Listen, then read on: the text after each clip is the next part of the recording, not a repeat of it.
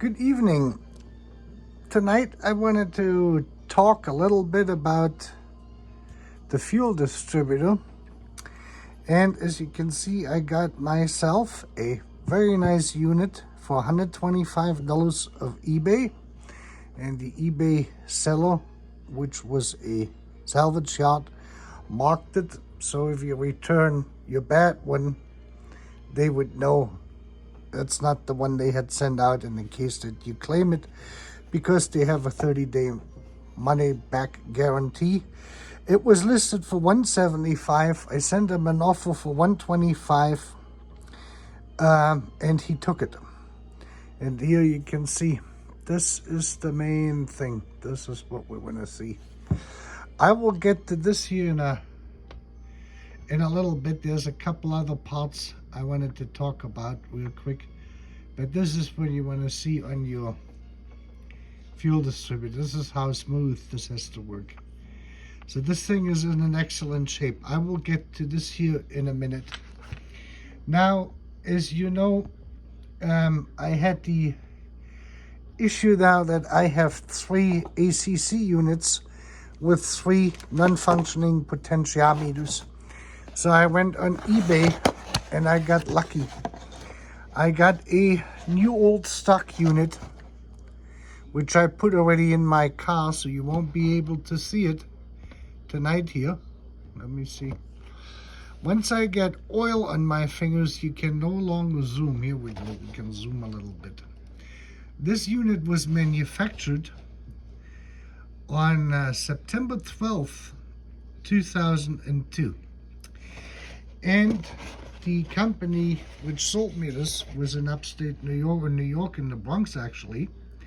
And it actually, it was originally ordered in 2003. You can see this up here, 2003. That would be February 6th. The last numbers here is something else. This was the order date when the dealership ordered this from Mercedes-Benz here, and it could have been possible that it came. So it was put in, or it was ordered by Mercedes-Benz of Golden Bridge, New York, which is about probably half an hour north of White Plains. And this unit sat since basically 2003 at the dealership at Mercedes-Benz of Golden's Bridge, and they sent it to me, and it is a brand new unit, and I put it in and everything is hunky-dunky dory. This is probably one of the last years they were manufactured, in 2002. Whenever you have a Mercedes-Benz box which looks like this here with these things, that style, this was what they started to use since 2000, I believe. You can see this here on this box here too. This was my little blower motor, which I just had recently ordered. You know, the aspiration blower motor, and that was manufactured in 2014. So you can see since 2000 they have been using these labels. If you see the older blue boxes or anything where it is not like this, those parts are pre-year 2000. Just that you have an idea on how old this is. The next time I go into the car and I do a video in the car, I will show you the unit. And it is actually nice. The wheel is, of course, brand new on there. And it is the unit with the Fahrenheit scale on there, which would be appropriate. So the 10 or 11 units are the Fahrenheit scales. The 8 and the 9 units, 8, 9, 85, 8, 08, 85, 09, 85 are the ones with the centigrades. So this is the correct part. I got it for $210. Unbelievable. And with the thanks to the state of Kansas, who also needs money, they added another, I think, $18 to it, so it came out to $228, $227. It's some change. With greetings from the Bronx, or the northern part there above the Bronx, just a little bit north of it. That resolved the issue. Now, if I get 3 potentiometers, working potentiometers, then I have 3 ACC units, in fully working condition, which are fine. So if this thing here is going to last 30 years, then I'm going to be 85, and the car is going to be 63 years old. And I do not know if either one of us or we're both are going to be around, or what that is going to look like. Anyway, I just wanted to throw that into the mix. And then the other thing is, you may have seen this part here. It may look familiar to you, it may not look familiar, but this is the actual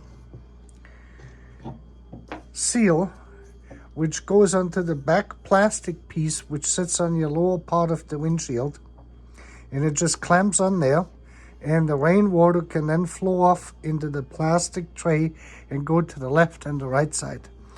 The problem, mine is so brittle that the steel has come through and it no longer seals, and the rainwater runs back here. This part is no longer available through Mercedes-Benz, but a old-timer club in Germany has them produced. They cost 38 euros, and that's a reasonable price, I would say. But the problem is they can ship right now, or they ship only with UPS, which added $80 to the bill. So the total for this thing came out to almost 130 euros for a 38 euro part. But I figured I'm going to do it because I have to get this sealed off, and mine is so bad that I had to do something. I also have to fix the plastic tray in there because the long piece is no longer available for Mercedes-Benz. I got the new shorter piece, and I will install this when my temperature valve for the windshield heater system is going to come in, and I have to open this up. That's when I'm going to put this in. I just wanted to show you this. Now, this beauty here, like I said, is I got for $125. And I talked to Bosch over in Germany a little bit, and Bosch offers a one-day workshop on how to rebuild them in Germany. And you get a certificate, and you become a certified Bosch rebuilder or experts on these fuel distributors. So I contacted someone I know who had taken a class. It's a weekend class. They do this on the weekends. And what they do is the secret sauce in restoration of these units, that they work absolutely properly, is absolute cleanliness. And when they are taken apart, is I'm going to see if I can show this properly. These are the outlets 1, 2, 3, 4, 5, 6, 7, 8 to each injector. And let me see if I can zoom in. Let me see if we can get some more zoom going. As soon as I touch something with oil, the finger thing here does no longer work with the let me see if I can show you this here. Here you can see this on the bottom. That thing has a dual purpose. This is a filter and a adjuster, a flow adjuster, to actually calibrate this for each outlet to bring out an equal amount of fuel. And the way these filters, since you cannot take them out, there's one in here in the inlet. This is this one here. This is the fuel inlet, and you can see it. There's a filter in there too, and that one is pretty dirty. This is the bypass or return, pressure increase return for high RPM from your pressure regulator. And this is the actual return line.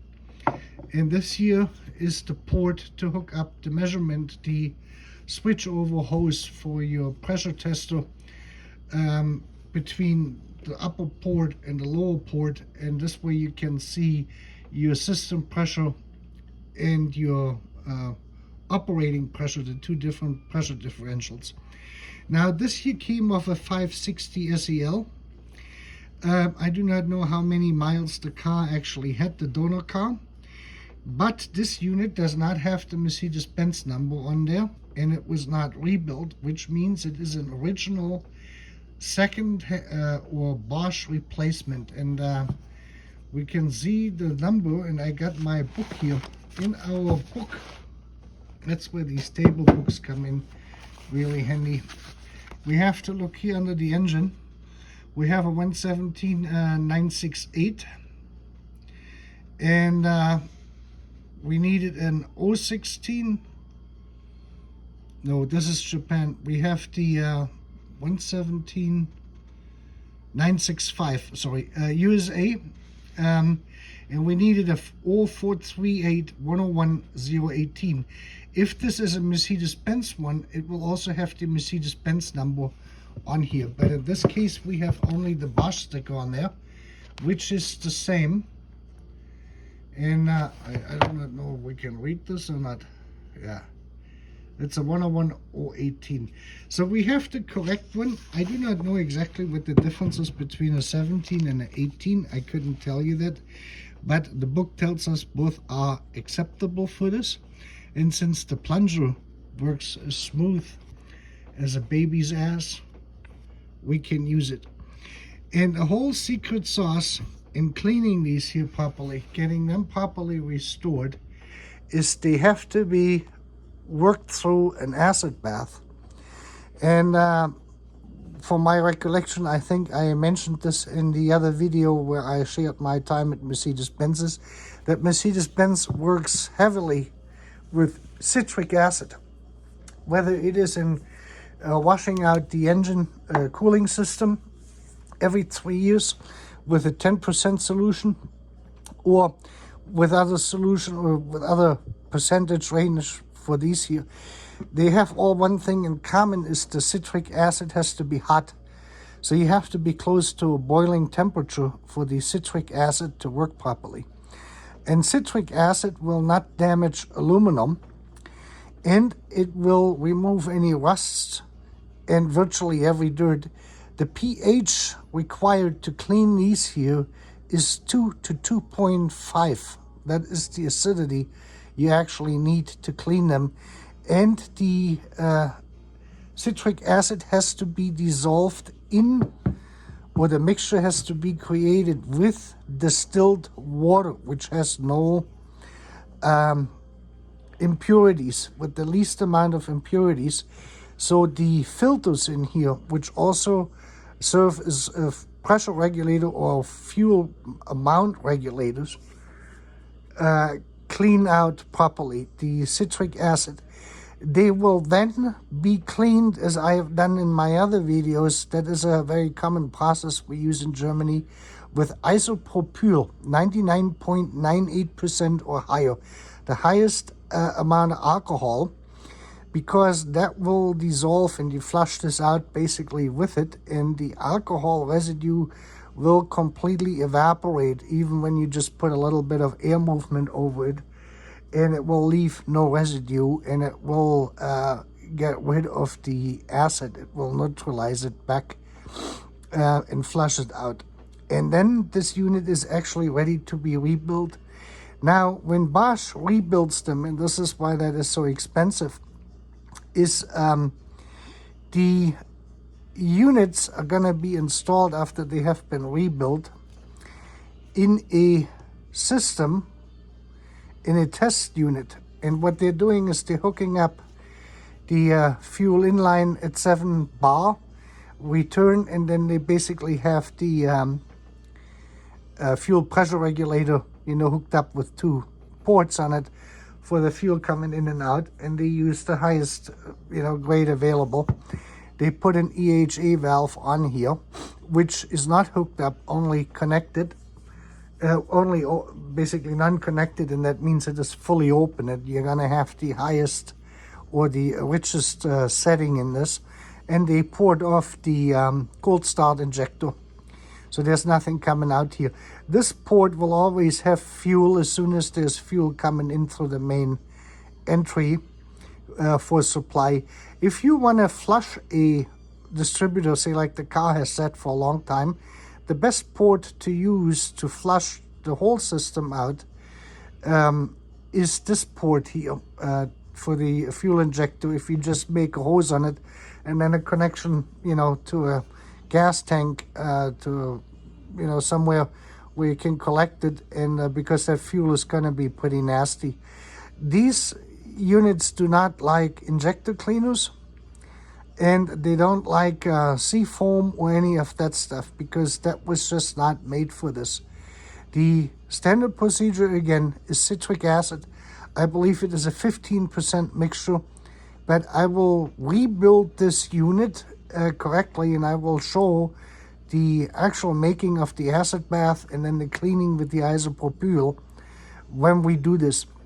And like I said, this Bosch had a very sophisticated test unit where they measure the output, and what they do is they have a motorized system, which is a precision step motor basically, and that can displace this computerized, and they're displacing this, and the displacement in millimeters, a tenth of millimeters, has to have a certain amount of fuel coming out of here, and it has to be equal.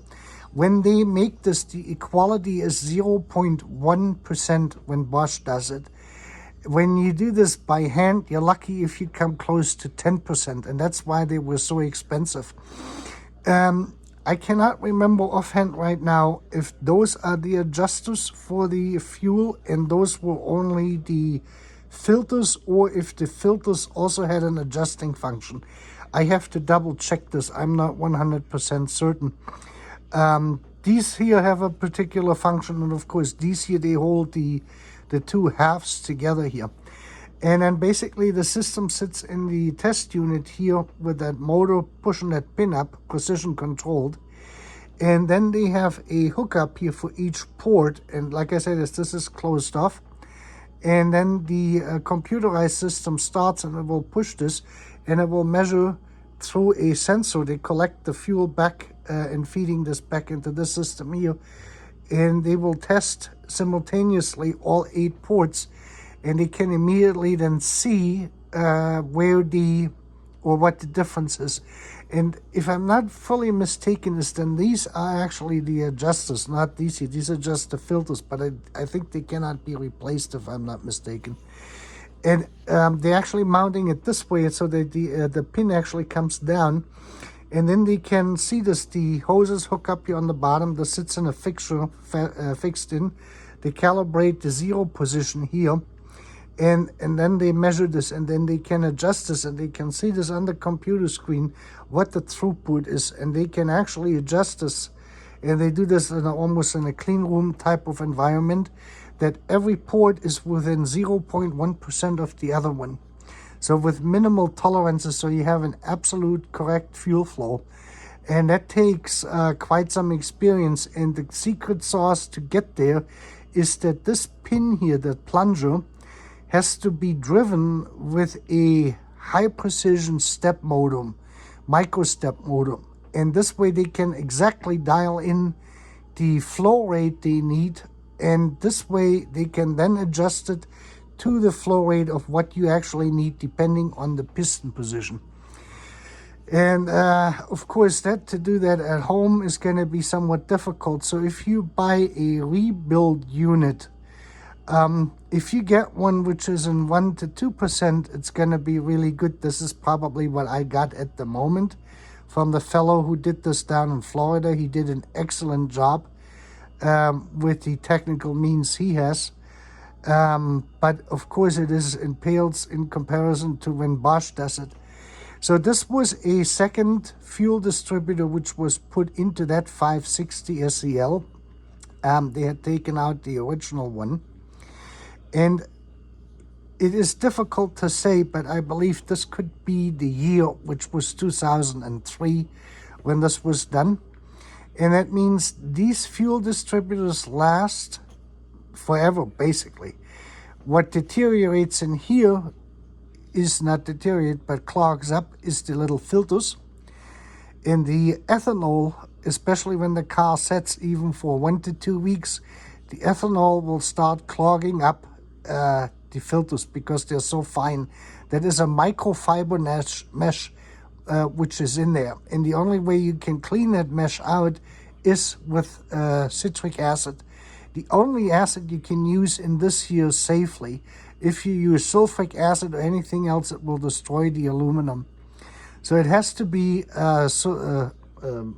citric acid at a particular concentration and in pH level. And I will do the rebuild of this unit here in a video, and then I'm gonna build a test sample because I have high precision microstep motors in my office for other projects we worked on, and I can displace this here or move this here by 0.01 millimeter, so 1/100th of a millimeter increments, and then I can adjust this and I can see what they tell us. If this plunger has moved in by 0.02 millimeters, we have to have that flow rate in liters per minute, and that has to be within 0.1%. And I have to get 8 high accuracy flow meters, basically flow testers. They're usually 4 to 20 milliamps or 0 to 10 volt AD, and get them into a probably 18-bit at least AD converter. So I have to build the rig up, and then I can actually transmit this over.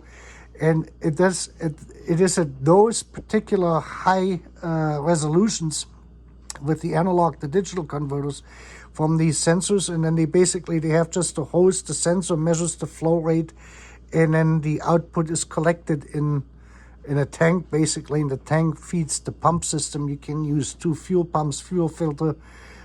You don't need necessarily the other unit in the back there, that expansion unit, but you will need a brand new calibrated fuel pressure regulator for this to work properly. And you have to hook up both of your gauges here to actually test this to see what your working pressure is and what your system pressure is, or control pressure, system and control pressure. And then you can actually adjust this properly, this whole thing. And then we will have a high precision calibrated, rebuilt, brand new, basically, unit, fuel distributor.